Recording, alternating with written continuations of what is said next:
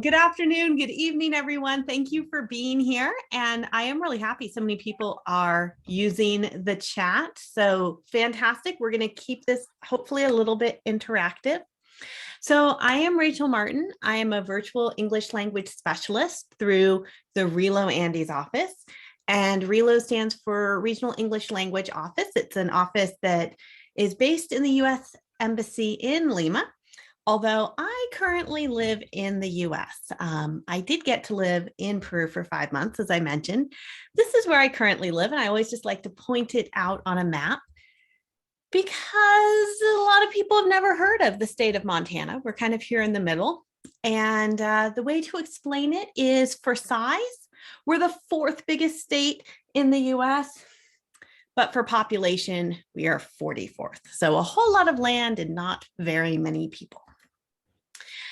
So today we're going to be talking about your statements of purpose for graduate school. And this is kind of the overview of what I'd like to cover in our next hour together. What do you need to write for graduate school?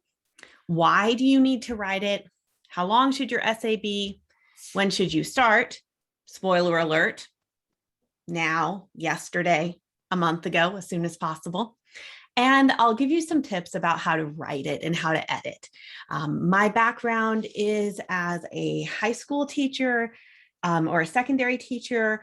I've also worked with training future teachers at the university level. So I've helped a lot of people write and draft their college essays, sort of things. All right, so first of all, when you are writing for graduate school, you may be hearing two different terms thrown around, and they sound pretty similar. So I want to make sure that I'm using the right vocabulary. We're all on the same page on what these mean. So you are going to hear the term personal statement and statement of purpose. All right, so when you're talking about a personal statement, you are writing kind of about how did you get to this moment in time? How did everything in your history, your education, your experiences, your career bring you to now as you're applying to the program? What shaped you? What makes you unique and interesting? A personal statement, it is personal, so you're talking about yourself and your journey. A statement of purpose is all about the future. So a statement of purpose is talking about how this specific program that you might be applying to, a graduate program, is going to help you build your future. How is this the right program for you? How are you the right student for them? Your statement of purpose is going to talk about how you will contribute to your field. And this is where you can talk about yourself, a little bit about your country. You're going to talk about your discipline, and you're going to talk about your field. So a kind of easy way to think about this, or one of my favorite ways to think about this, is if you're writing a personal statement, you're kind of looking behind you. You're looking backwards saying, how did I get here? And if you're writing a statement of purpose, you're looking forward saying, this is where I'm going. And your program is going to be a great fit for me. You will always, and I say always, and then I worry there will be an exception, but almost always, when you are applying for graduate school, you will have to write a statement of purpose. Now, not every school requires a personal statement. Some schools even ask you to write a longer statement of purpose that both talks about your past and your future. But for the purposes of this presentation, we're going to kind of separate them a little bit. Statement of purpose is what we're really here to talk about because that's the one you're going to have to do really no matter where you're going.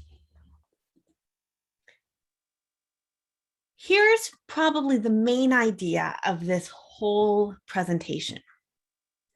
The essays that you write for graduate school, you are trying to describe how you and the graduate program are really beneficial for each other. This is all about fit. So you want to be able to show how your experiences, your training, where you come from, and your future contributions to the field that you have chosen, your chosen field, are a good match, fit together with the specific graduate program that you're writing for, their program faculty, their research directions, and their program capacity. You also need to be able to say why it's the right time. So this right here, if you don't get anything else out of this presentation, screenshot this. This is your goal. You're showing how you fit with the program and how the program fits with you. That is your goal in writing your statement of purpose. So really, another way to put it is you are connecting the dots. You are introducing yourself. You're explaining how you will impact your field. And to a lesser extent, but don't ignore it, you are providing a writing sample. Even if you are in the sciences, and maybe even especially if you are in the sciences, writing can be a challenge at the graduate level. Don't worry, this happens with native English speaking students too. Sometimes people who are very focused on the sciences may not be such strong writers or may not be as interested in writing. Unfortunately for them, by the time you're in graduate school, you have to be writing, you have to be publishing. So you can't be a graduate student, even in the sciences, without some ability to write. And think of it this way. If you are brilliant and you are discovering new things, or if you are contributing to discovering new things, you have to be able to communicate that information with the wider world. And a major way you do that is, of course, through papers papers that are going to be published or contributed to journals. So while your statement of purpose is not a journal paper, you aren't putting citations in it or anything like that, it does give them some idea of whether you are going to be able to write for a specific purpose. And your purpose here, to connect yourself in the program. Okay, another question here, and this seems like one of the first questions someone might ask, well, how long should the essay be? And I don't have a good answer for you. It depends on your program. Your program, like I said before, might ask you to write one. They might ask you to write two. I've even seen a few, depending on what your field is, especially if you were in, say, journalism or in a literary field, you might be asked to turn in this personal statement, statement of purpose, and then a writing sample. So how many things you have to submit is very program specific, and they may or may not have a word count. If you're working, I believe you're working with advisors here, talk to them, but also just spend some time, make sure whatever program you're applying to, you have scoured their website, everything up there that you could use as a clue, use it.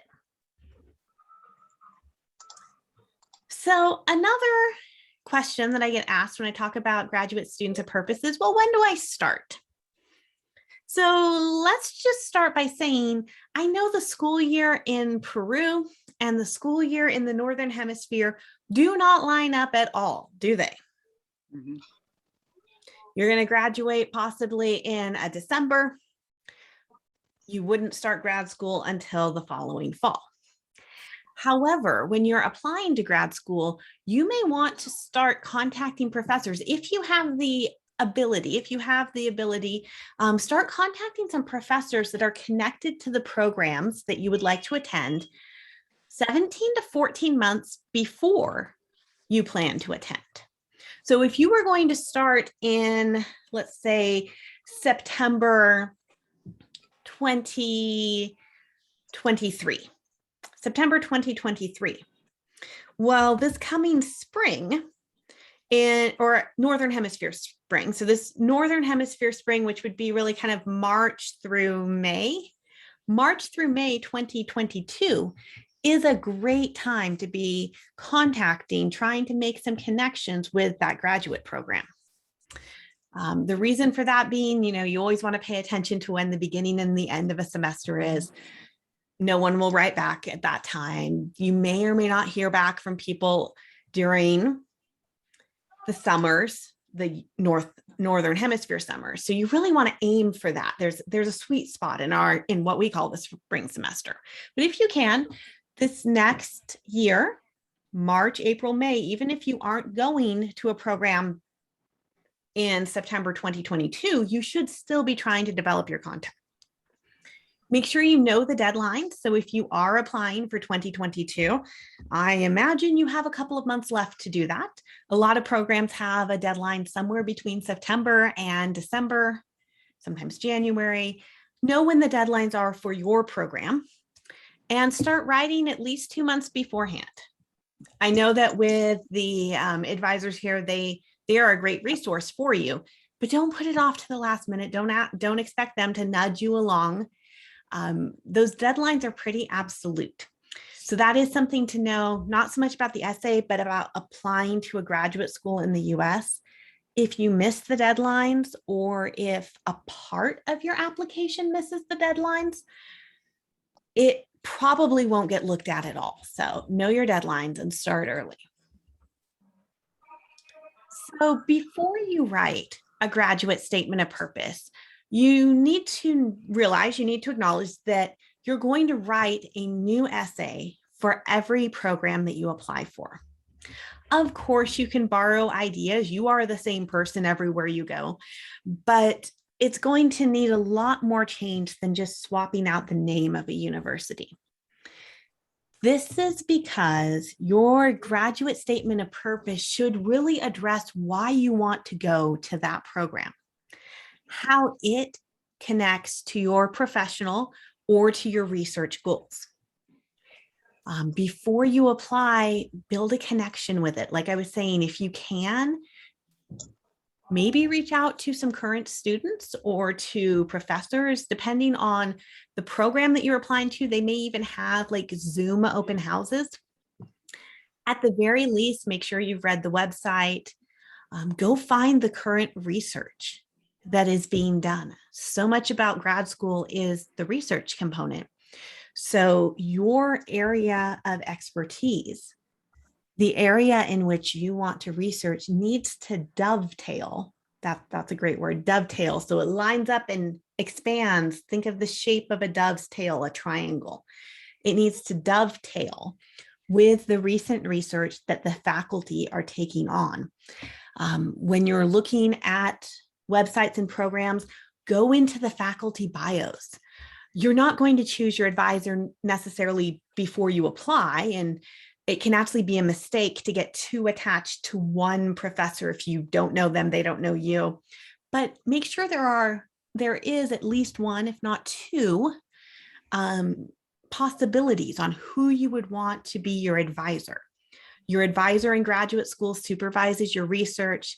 They need to have expertise in a similar subdiscipline. Who would you mesh with? So my advice here for making contact is to always, always, always be polite, of course. Be interesting too. You don't want to just write and only compliment them, although a few compliments never hurt. You want to make sure that you're catching their attention. At the same time, don't take it personally if you hear nothing back. Professors are very, very busy, especially ones who have tenure. May not respond to emails, and that's just a fact of the system. It doesn't mean that no one answered me, I obviously can't get into this program. That's not what it means. It just means someone was too busy, it wasn't part of their advising load, something was going on. But you should still try. Maybe you will make some interesting contacts, and even if you don't end up attending there, that could be someone to collaborate with in the future, or that you might meet at a conference or a symposium. So these are all kind of steps I would put in the before you write category. Now I want to take a minute. I want to kind of show you some of the things you might find on a website, because I know I've been saying, make sure you go and look at the websites. Let's look at a sample here. So before I get into kind of the mechanics of writing a statement here, I want to bring up this website here. So this is Northwestern. This is a university kind of north of Chicago. I have no affiliation with them. I don't work for them. I didn't attend there, but I like their website as an example because it's really easy to navigate. So here I am on their page for graduate programs, and They have it, grouped by what your area is. And some of these have a lot of information that you could find useful. So, sounds like someone might need to mute themselves there. What if you are interested in Earth and planetary sciences? So perhaps this is or isn't your... I don't have the ability to mute that. Christian, could you take care of that, please? Thank you. Okay, so I'm looking at the Department of Earth and Planetary Sciences. That may or may not be any of our fields here. But when I look at their page, and let me make this just a little bit bigger, I want to highlight a couple things for you. So up here they have about, there's a department newsletter. Okay, it's worth reading the department newsletter. It gives you an idea of what they're working on and what they're proud of. Undergraduate, not so relevant. The clubs and the stuff for that probably don't apply to the graduate school. So come over here to the graduate program. They have, of course, their how to apply, their descriptions. Then they have something here called student impressions. So I'm going to click on that for a moment.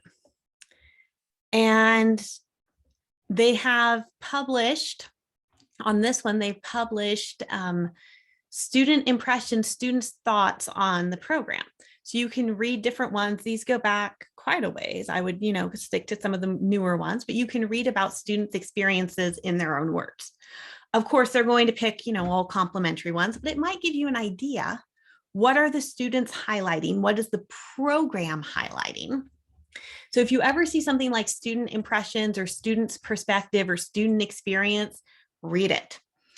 Research, again, I told you always make sure you see what the research areas are, because a big part of the statement of purpose is making sure your future research connects with theirs. But what I love over here is our people. So not only can you go poking around who the faculty and postdocs are, thinking, dreaming of who your future advisor could be, this department, and not every department does, but this department actually publishes who their PhD graduate students are. And some of them, not all of them, but some of them even have websites. Some of them only have, one paragraph or so. Others, and it tends to be the ones that are closer to graduation, have put their research, their areas of study, all sorts of things on here. This guy has his CV, so you could even kind of read through that. This isn't the CV talk, but you could read through these things. So just go exploring as much as you can. Here's another, let's see, this is, Masters of Science in Analytics. They're another one that here under the People tab, they have students, meet our current students. You can learn about who is there and what they value, and then make the connection between that and your values, what you are working on, your expertise in your essay. So let's talk about the essay itself. First off, this is not a creative writing project. The only exception being if you are doing a Master's of Fine Arts or something that is specifically creative writing. For the rest of us, not a creative writing project. It is a piece of writing for a specific purpose and a specific audience. You need to show that you can clearly communicate ideas, and it really is your chance to step out of the crowd. Like I said before, even in the sciences, writing is critical. So you want to make sure that your essay is organized. You want to make sure that you have main points and supporting evidence. Try to have one main idea per paragraph and start with a hook. When I say a hook, what do I mean? Does anyone know what a hook is in writing? Has anyone heard that term before?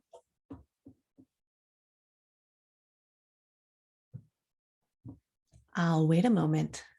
Awkward silence or not, I'm checking the chat. There we go. It's an attention grabber. It's something to catch attention. Exactly. This is for an academic audience. This is for the review committee, usually within your discipline, within your department. So you don't want to shock them or be unprofessional, but you do want to be interesting from the start. Start with a hook. You want to avoid turning your essay into just a list of your achievements. Hopefully you've already done that on your CV. So choose, even narrow down how many stories or how many main points you have. What are the key things that you are working on that mesh with this graduate program? Maybe a paragraph for each of those with a story, with evidence. So let me ask another question, since I have at least 3 people alive and well in the chat. How many drafts should you write of your graduate school essay? How many do you think? Is there a number?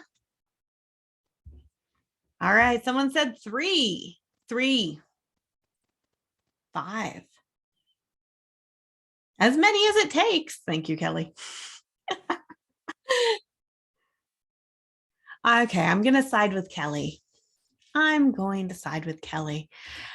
If I had to put a number up here, though, I would say between 6 and 20. Now, 20 is on the really high side. You would have had to start very, very early for that. But this is not a one-step, two-step process. You are going to want to take your time, get feedback, work with a teacher, work with an advisor, work with a mentor. Have people read this who both know about your field and people who know about English. And those might not be the same people, but you want to make sure you are including relevant information. When you are writing about this for your specific discipline, your specific field or department, you want to make sure you aren't including the really obvious, like, oh, everyone knows that. Why are you talking about that? Like, that's a settled theory. We all know that. So you have to like walk this line between it's so obvious I shouldn't include it with this is a relevant piece of research, or this is a relevant question in my discipline. So that's why I say talk to both someone who can help you with the English, but also someone who knows your field. And if they don't speak English, that's fine. Maybe they don't need to read your essay per se, but definitely talk to them about your main ideas. Help them develop what's important, what's in the journals, what's being talked about. In US classrooms, starting in primary school all the way through secondary and sometimes into university as well, we like to talk about the writing process.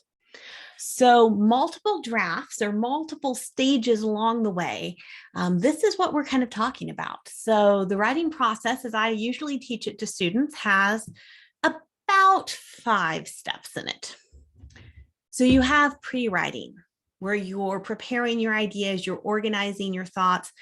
Maybe you're doing some of that research on the websites of the schools that you're interested in. You're trying to identify their key research projects, key values. Why do you connect with that one? Not just you want to go there because it's Ivy League or because it's in New York or something. There has to be something specific. So you're doing all this, you're brainstorming, maybe you're making a chart or a list. Then you move into writing. And I taught a kid once, she will forever live in my mind, because I asked the class, I said, how do we define writing? And she looks at me, she goes, putting words on the page. And I was like, you are correct. So however much you prepare, eventually you just have to put words on the page. Then revise, revise, revise, revise. Revising is clarifying your ideas, organizing your ideas, reading through, looking at a paragraph and saying, did I jump around? There's something different about how essays are typically organized in Spanish versus how essays are typically organized in English. Oftentimes I have read essays that kind of seem to go in a circle.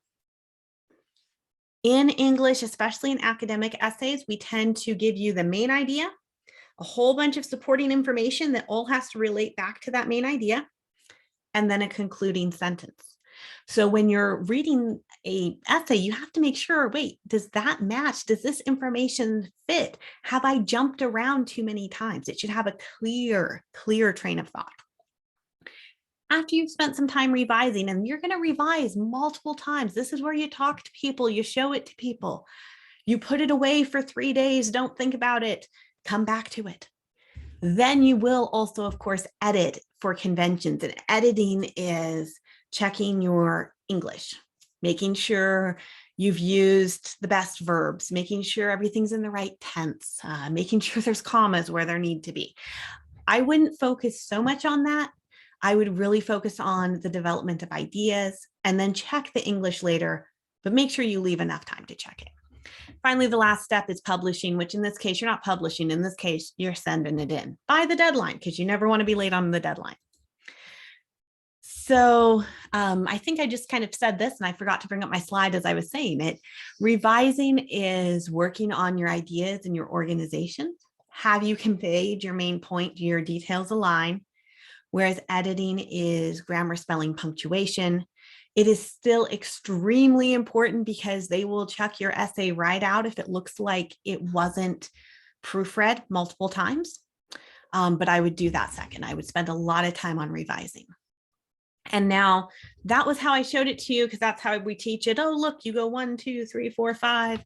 In reality, of course, it looks much more like this. So when we were saying somewhere between 6 and 20, you may end up in quite a cycle of proofreading, of conferencing, of rethinking. Let me tell you my 2 big rules for drafting essays, okay? One of the reasons why you need to start so early is so that you can take time off in between looking at it. Once you've written something, whether it's your first draft or whether it's your 50th, try and get some space in that. If you can, go for a walk, get some sleep, call someone, wait a day or 2 if you can, because it helps with the clarity. My other big rule of drafting is to save a copy of everything. Before you begin changing something, make a new file on your Google Drive, on your phone, on your computer, whatever you're using, just copy paste, make a new file, save it by the date so that you know which came first, put the date in the title, and then make your changes there. Because so many times I've had to go back to a previous essay. Something was good there that I edited one time too many and it wasn't. Here's how you'll never forget this rule to save everything. UFOs. If I say UFO, you're probably thinking of unidentified flying objects. It's the acronym for, spaceships, and in the North American popular culture, little green men flying around in them. However, I am also a quilter. So this picture down here in the corner is of a quilt. And when you make quilts, you almost always end up with extra scraps of paper, or not paper, fabric, extra pieces. Every quilter I know who sews these together has a bin of projects that they started and never finished, and we call them the unfinished objects pile. So take that as a different meaning. Save everything. One of your unfinished objects might end up being exactly the sentence you need to finish an essay. So here are some other suggestions, very concrete suggestions for ways that you can self-edit. So you're going to be working with an advisor, you're going to be talking to someone who knows your field well, you're going to have outside help. But when you are self-editing, when you are working on improving it in between those meetings, here are some things that you can do. Simply read it again and ask yourself these questions. Is that what I meant to say? And did I say it well? Because, when you start writing, you usually have an idea in your mind. Maybe you've decided you want to highlight this particular professor's research in the ongoing lab at this university and how it relates to other work you've done. And by the end of it, all you did was compliment their lab. You didn't really make the connection in between them and you, or vice versa. When you're done, you have to read it and say, is that what I meant it to do? Have a purpose for the essay. I would even go so far as to have a purpose for each paragraph. I've done this before where I printed out someone's essay and I tell them, I leave some space over in the margins on the side. Tell me what the purpose of this paragraph is. Tell me what the purpose of this paragraph is. Tell me what the purpose of this paragraph is. And then you know if it fits. All right, another suggestion. So that's suggestion number 1 on how to self-edit. Suggestion number 2, pretend you are an outside reviewer. Does it read the same for someone who doesn't know you?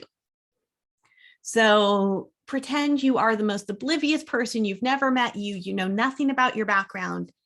What gaps did you leave in there?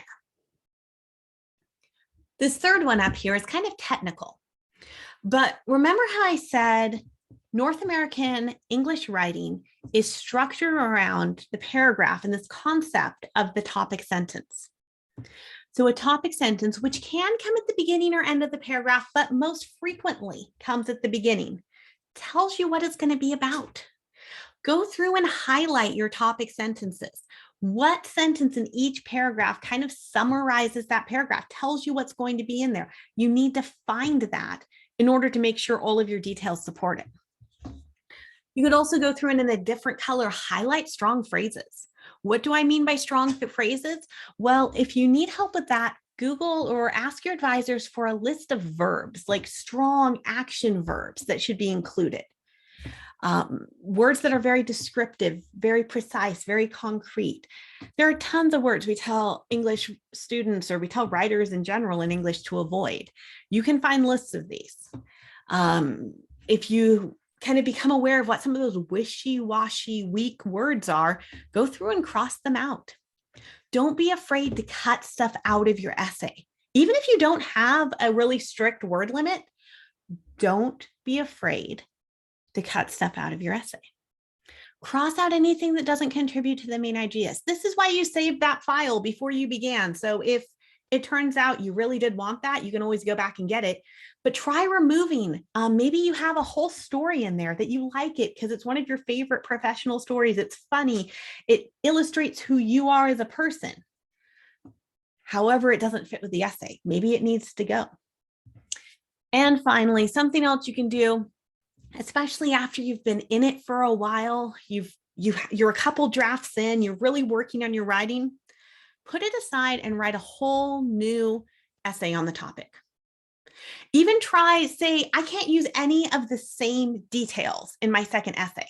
I have to write something that answers this question or this prompt, but is completely new. Then it gives you more material to work with. These are 4 suggestions for how you can improve through a self-editing process. Well, and I say self-editing, this would actually be self-revising, self-revision process. Okay, something I usually have to mention because people, depending on their personality, can be very uncomfortable with this. When you are applying to grad school, you have to talk about all the awesome things you have done. You have to become comfortable self-promoting, self-marketing. Now, you don't want to sound unteachable. You're not going for arrogant and pretentious, but you don't want to undersell yourself. Make sure you are someone that they want to have in their program.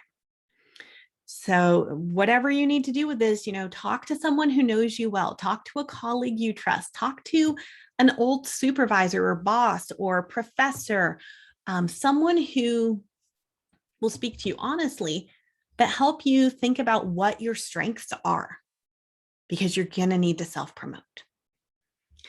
Couple of things, let's kind of move into, this is all been about what to do.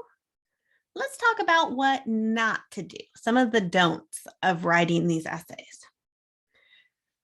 So never plagiarize.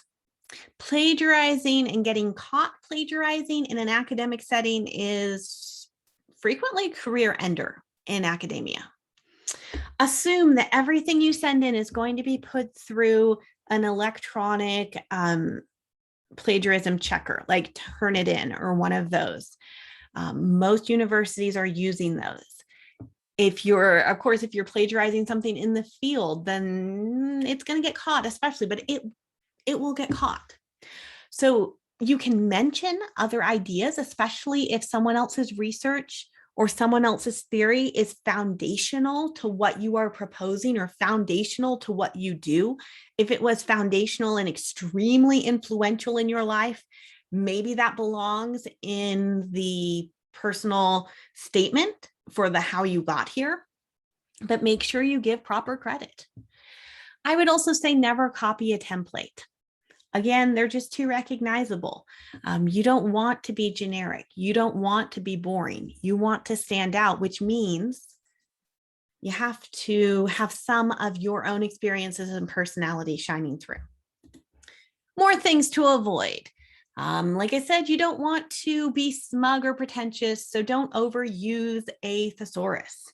When I said avoid weak words, I don't mean every word needs to be thus, plethora, myriad, vocation, upon.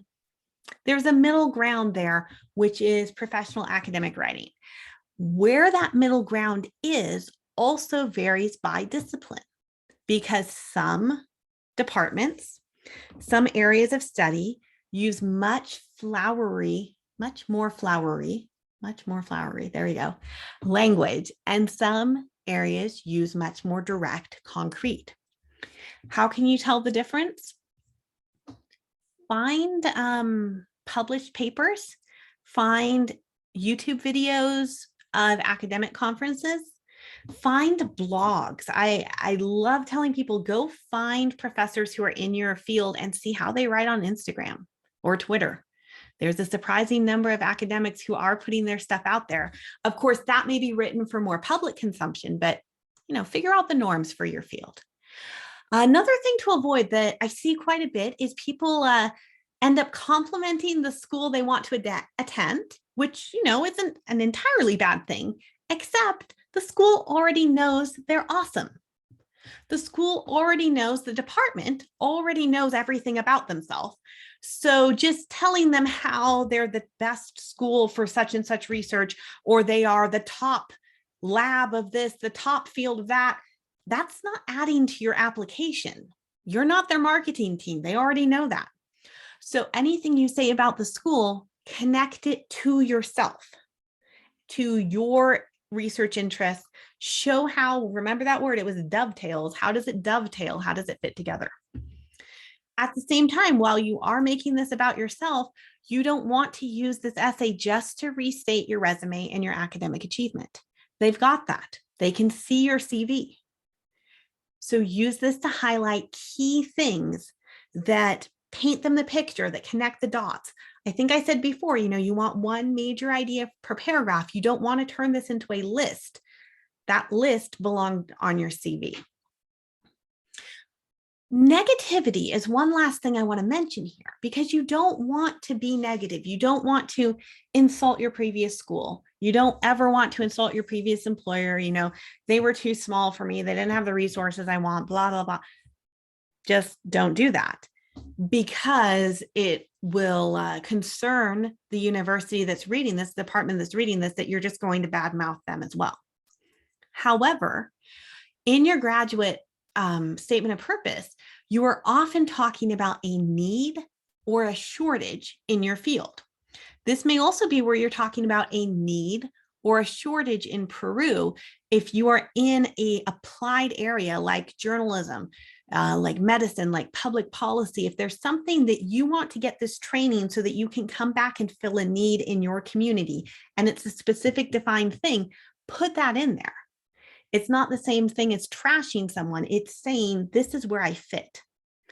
If you've ever written, a literature review before research, you review, here's where we are in the field and here's where mine fits in. Well, you're not doing a full lit review in your statement of purpose, but you are still kind of doing the same thing where you're saying, here's the status of things and here's where I fit in. So to just kind of wrap up here in the last couple of minutes that I have, the keys to success in writing a graduate statement of purpose is really time management. And I think that might actually be a key to success in all of graduate school, I would say. But for writing these essays, you have to start early. You have to put in the time to make those connections with the campus, or to at least have researched it, figure out, what their research is, what makes them distinctive, what is the norm in your field, what is so common, everyone knows it and it's not worth writing about it, versus what is novel and what is being researched now. Revise, revise, revise, revise with someone who knows you, with someone who knows English, with someone who knows your field, and with every combination thereof. And of course, to get through your time management and your revision, you're going to need a lot of persistence. Thank you for putting that in the chat there, Kelly. If you have questions for me, And for the advisors as well, we're going to take questions here starting in about a minute. I just want to bring it back to this slide one more time, because as I said, I could take my entire 45-minute chat and put it right here into this slide.